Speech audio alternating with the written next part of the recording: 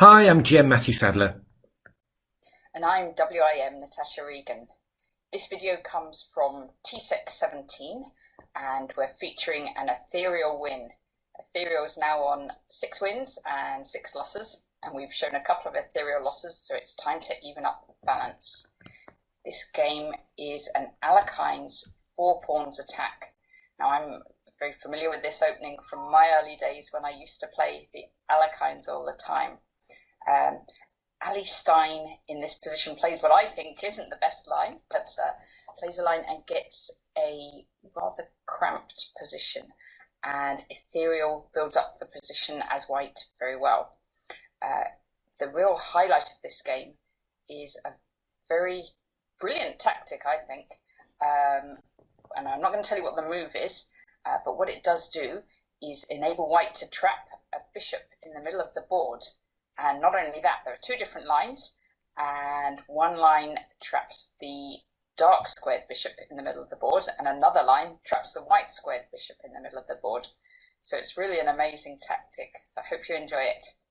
Yeah, it's a great game and lovely to balance up things by showing an Ethereal win. So let's have a look at it.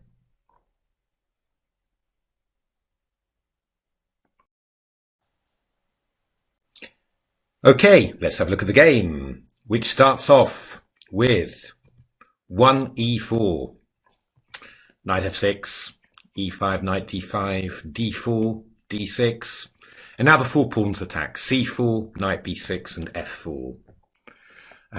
So white's trying to scare black with this opening and build up a really big centre, and black tries to break down the centre and disrupt the pawns in the middle. Yeah, so the book continued with, I guess, probably the main line, which is knight c6. c5 is another very sharp line. Bishop b3, bishop f5, knight f3, and e6. And these were the last moves specified by the TCEC book. So the game continued quite normally, knight c3. And now Allie played bishop g4, which is the normal move. And after bishop e2, played queen d7. And Natasha, you've got something to say about that, haven't you? Oh yes, I don't prefer that move. When I used to play this, then I used to go for an interesting line, which was bishop takes f3. G takes f3. Yeah, because if bishop takes f3, you can take that pawn on c4. There we are. And if pawn takes f3, which is the main line, then black has queen h4 check. And I used to get some interesting games with this. Queen g5. Oh, queen f4. Oh, queen f4. Queen okay. f4. And it can develop in various different ways, but one of the main lines people used to play against me years ago was queen c1. And then you even get things like queen c1, queen f5, queen b1, queen f4. Okay. And yeah, no, I've had this, and someone did try to go for a draw with that and keep repeating. Oh, good lord. But I used to always find this was it was an okay line to play. Yeah. Okay, yeah, it's So I think if you say it now tends to go into an end game. yeah. Yeah, that's right. I mean, this has been played quite a bit. C5, and you can choose whether to play knight d5 or knight d7. If you go knight d5, then I think this ending has been played a fair amount, with pretty good results for white in general. Yeah. Well, yeah. I mean, it's. Well, you always used to put my note on d7. There was a person who taught me the Alekhines, was a chap who wrote a book on it called Graham Burgess. He's a FIDE master, I think, and he is now living in America. But he used to be mad keen on the Alekhines. So we were all studying at the same time, and we all took up the Alekhines at the same time and had lots of fun games. We played county matches, and the whole row of us, we were all playing the Alekhines. But he did used to recommend to always drop that knight back to d7 and try and castle long and get pressure on the d file. And we did used to have some fun games with that. Yeah, this has been played by Nigel, actually. Nigel Short against Gawain Jones. And he sort of got away with it, but it was yeah, it was a little bit yeah, this ending was a little bit rough for black, but yeah, I mean it's there's quite a bit of interesting stuff. I mean, actually, in the reverse game, when Ethereal had black and Allie had white, Ethereal played bishop b4, slightly unusual, but after castles they went back into this type of position with an ending like this. But this turned out quite nicely for white, and Allie just won actually quite a good game just by moving forward the queenside pawns. But so I think it's probably in principle it's quite a tricky position for black. What Allie played was queen d7, which also looks very sensible. Castles rook d8, putting pressure on d4, so bishop takes f3 becomes a threat. And now this typical move c5 that I think, you know, if you don't know the lines, you might, you know, think twice about doing it because it seems to concede a lot of central squares, but it's really not as good for black as you might think. So knight d5, knight takes d5, and queen takes d5. See, I mean, these positions are deceptive somehow. I've analysed them for both colours, and I was always a bit disappointed that black's light central control. I mean, he's got his bishop outside the pawn chain. He's got the an outpost on d5. He's attacking d4 with a knight, queen, and rook, with a bishop on g4 attacking f3 as well. I mean, that looks really, really good for black. The only problem is that pressure on d4 is a bit illusory because. Well, actually, I mean, you'll see it in the game. Ethereal played h3, and if bishop f3, then bishop takes f3 is just very annoying. So that's one thing. So that pressure on d4 is not as big as you might think.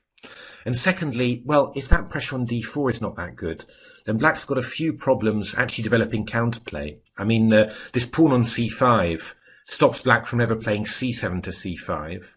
Which would be a natural break against the centre. And f6 is very fraught all the time with the queen on d5. There's all sorts of things with the bishop coming to c4, attacking the queen, and then the e6 pawn is weak. So somehow developing counterplay is very difficult for black. And white's probably got a few promising ideas in this position. Knight g5 is pretty much what all the engines want to play with this sort of continuation. Which well, Stockfish can survive it for you if you like, but it's not very much fun at all to play for black. There was also this idea, b4, just quickly trying to advance on the queen side, and well, this is a very typical idea that we see Ethereal implement just a little bit more slowly in the game. b4 to b5 just to chase that knight away from c6 is pretty strong. But Ethereal plays just a very sensible move, plays this move h3. And well, if you go bishop h5, then at the very least you could play knight g5 again and well, get the same position but with a tempo extra, this h2 to h3. So Allie played bishop f5, and now this move queen d2, which is very nice indeed. So just threatening b4 to b5. You know, it's really, really simple chess here. So Allie played... And black might normally try... What would you try? To break down the centre, things like b6 or f6 are the kind of things you'd want to do to try and break down that centre. But it feels a bit loosening here. Yeah, it's true. I mean, if you go something like b6, then this knight is very, very vulnerable. So something like bishop b5 or, you know, in some sort of form is going to be very tricky.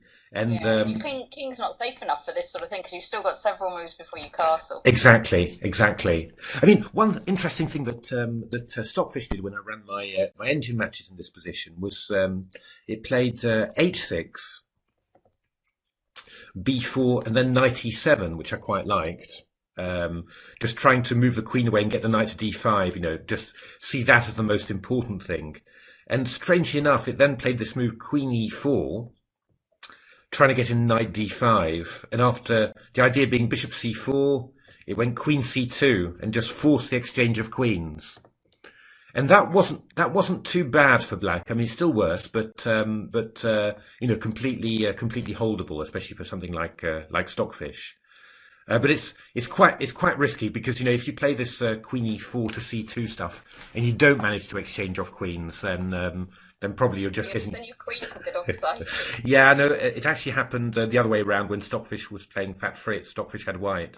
Fat Fritz tried this Queen E4 maneuver a bit less successfully and ended up getting its queen trapped. It's really, yeah, it's a tough one to pull off, really.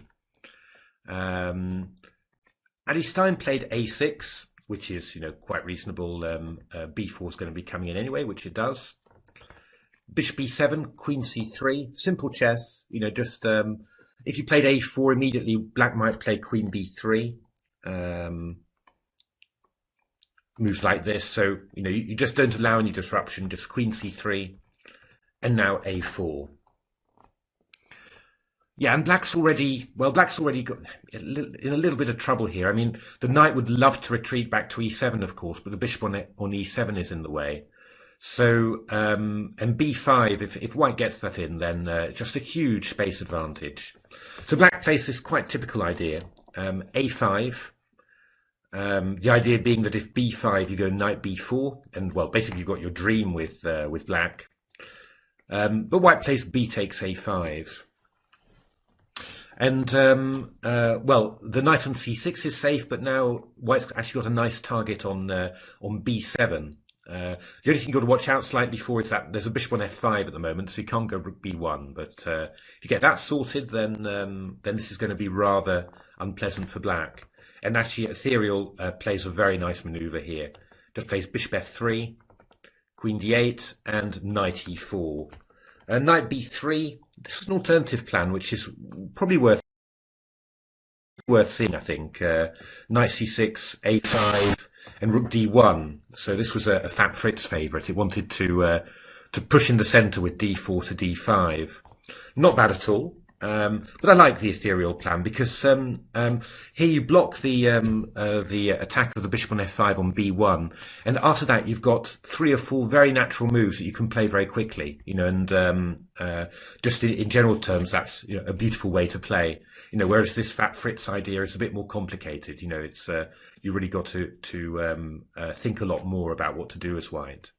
Whereas here, this is just easy. Rook B1 to B5. Attack that knight on A5, and then this very nice move, A5, just pinning that pawn on B7. And then white can line up a little bit more as he chooses, you know, with either another rook on the B file or the queen most likely behind. So H6, Queen B2, attacking the pawn on B7. Queen C8. And now a couple of slower strengthening moves, but very good. I mean, very good technique in actual fact. Really something you've got to put in your own games. I think we mentioned it in our last video. Do not hurry, you know. And here white puts the bishop back to F2, so you know, just a bit more protected, a bit less loose. King on H1, away from any random checks along the A7 G1 diagonal, and then afterwards we can decide to take some action. So this very nice holding move, bishop E1. That bishop's going to come round to C3, and from there it protects D4 and A5. Now probably the first move where you realise that an engine is playing, because black decides to wait, which is fair enough, but it plays a move that... this waiting move that comes up, Allie Stein came up with a really funny one, rook H8. So I was wondering what that was trying to do, whether it was trying to open the H file or something at a later date, but it does just seem to be a waiting move. Yeah, no, that's right. I mean, it's a little bit odd, but there we are. That's the way that you'd know that it was an engine game, not a human game. But here... if you want to have a little tactical test, quite a tough one actually, then stop the video and have a look at this position, because Ethereal plays something quite utterly beautiful and stunning in this position. So yeah, it's I mean, white's got a great position. I mean, loads of space, loads of pressure, but how do you break through? And well, Ethereal finds a very interesting idea that well exploits. Well, we know that black's cramped, but the idea that his bishops haven't got enough space and could even get trapped just seems incredible, really. But that's what Ethereal sees. It goes knight d6. Definitely, I think, one of the moves of the TCEC Premier Division. I think that's really quite a stunning move. So white's threatening knight takes b7. So black's got to react. He takes. Well, I mean, I spotted quite quickly that the bishop d8, which is a natural move, bishop f8 actually is the same thing, loses to bishop c6 because we've got our rook b8 trapping the black queen there. But you know, just looking at it, you know, as it was played, I was thinking, bishop g5. What's the matter with that? But actually, the bishops are rather short of squares. So we play this move h4, attacking the bishop on g5, and the bishop can move either to f4 or to e3. If it moves to e3, we've got this beautiful idea: takes on rook b3, attacking the bishop on e3, and after bishop f4, queen f2 picks up the bishop with a massive position. So it's, yeah, I mean, just really very, very strong. And if black plays bishop f4, bishop f4, f4, then it's even more beautiful. We play h5, bishop d3, which was as far as I got. I was just thinking, yeah, but I attack the rook and then I'm fine, right? We go rook b3, and this bishop just does not have any good squares. If I go to f5, then g4 traps the bishop. And if I go to a6, we get our little trick again, which you'll maybe start questioning really the value of rook h8 in this position. But maybe another waiting move might have been a little bit better, because we have this move bishop e4 check.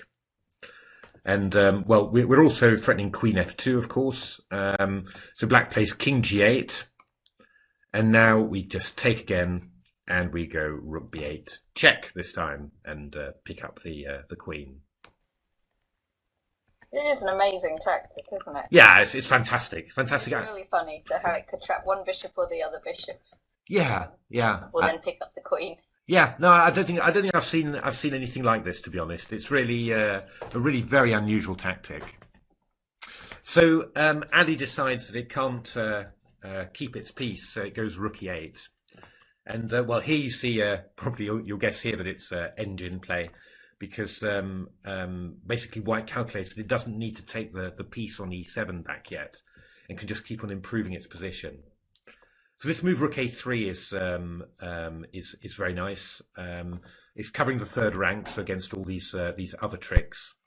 If bishop f8, which I think is the most obvious, they're talking about going here and here, and then this move rook b6. White threatening, well, a5 to a6, just picking up a piece, you know, and then if you pick up, you know, just a piece, get your piece back, you know, even if you lose the a pawn, then this you know, pawn wedge in the center and this pass pawn on d6 is huge. So these are all engine lines, you know. I mean, they're just obviously very well calculated. This one's a particularly nice subvariation. So rook a6. If b takes a6, then bishop a8 takes, and queen a6 is winning. You're playing. You're actually going for bishop a5 and then playing d7 to d8. They're pretty complicated. Positions, these, you know. But it just does seem to work. I mean, it just does seem to win by force. So what happened there was that Allie played f6 and just basically gave back the some of the material. This typical move h4, just to threaten h5 and loosen up the black king side. And then finally, oh yeah, rook a1 even, you know, just not even bothering to take the piece yet. But eventually Allie, you know, sort of played rook f8, and Ethereal decided to take the piece on e7. Rook f3, a bit of desperation from Allie, and knight e7. And, well, I mean, black's just the exchange down, and if black had a few more moves, you know, then might stand a chance. But yeah, of course, the pieces are not that great. I mean, the rook on a7 is really, you know, a terrible piece. But there's only really the knight on e7 that could get to d5, for example, that looks very dangerous. How Ethereal finishes this off is very nice. It really is. Plays this move rook d1, which, you know, I was looking at the game. I was thinking rook d1. What's he really aiming for there? King to h2. But this is the idea. Rook takes d5. A very fine idea, actually. E takes d5 and now e6. Again, not worrying about, you know, losing that pawn. The key thing is it's the dark squares and that g7 point. And White's just going to aim to come in with the queen on e5, maybe bishop on c3, and just get a massive dark square attack. So Black covers things. That move bishop g6, by the way, was threatening queen takes f3, and even gets rid of the e pawn. And actually, material is equal, you know, so it's not 100% obvious, but that weakness of g7 is just huge. And White very calmly just redeploys its bishop so that it's behind the queen, and then this pressure on g7 is massive. And of course, what you've got to remember is that there's also into the mix a passed a pawn. So you know, there's loads of possibilities of just swapping everything off on g7 and then just queening that a pawn. Just needs to be a little bit further. But after this move, rook g6, then queen d3 was very painful, with the threat of rook takes g7 check. King h6, and well, actually, bizarrely enough, this is well, just a very easy easy win for White. Just with a tactic that you know, hadn't quite occurred to me really, but just rook takes g7. So obviously queen takes g7, bishop takes g7 check, and after rook g7, bishop e3 check. The king unexpectedly has got no retreat squares. The queen on d3 is covering g6 and h7. So Black has to play rook g5, and actually resigned at this point at the same time. Its evaluation went so low for it, high for the opponent, that the game was adjudicated a win. I think what were the engines looking at? They were playing a6 first, and then taking this bishop, and then coming in with queen checks and queening the a pawn. It was really it was plus 20 or something. So you know, huge advantage for White. So there we are. I hope you enjoyed that game. I do have to say, well, I think the opening was very interesting, deceptive for me, you know, and I was surprised at how bad this was. And I thought that Ethereal's plan was, you know, was very simple and very good, you know, and all the way through I thought Ethereal played very nice positional chess. And I think, yeah, I mean, as Natasha said, the jewel of the game though is this absolutely beautiful and unusual combination, this move knight d6, you know, just with the idea that these both bishops, the bishop on e7 and the bishop on g6, are short of squares, and something that, you know, I think in this position, just looking at this position, I don't think you'd ever really guess at all. You know, it's so really wonderful. I'm sure this is going to come back in tactical puzzle books in the future. You know, because it's a really beautiful combination.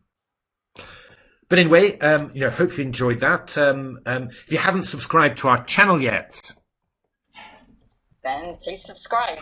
Exactly, and do take a look at our book Game Changer as well. Lots of spectacular chess, and well, lots of explanations about, you know, how computers of both types, the NNs like Allie, and the traditional engines like Ethereal, how they think, and well, it gives you a lot of insight into the moves they play.